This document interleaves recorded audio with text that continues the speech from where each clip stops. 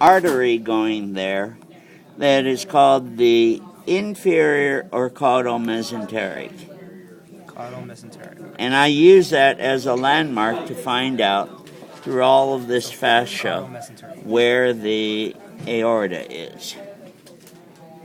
So I just follow that down until I reach a trunk, a line that goes right along the midline.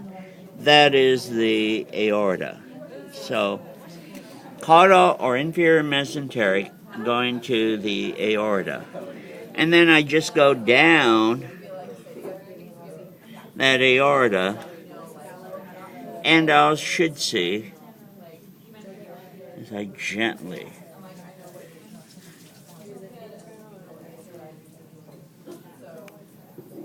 Those are the iliacs. Those are the iliacs. The arms here are the what? External. External iliacs.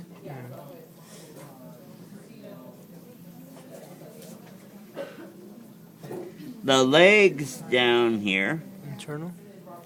those are the internal, and connecting the arms and the legs right there, that's the common iliac. How are we doing? All right. Now,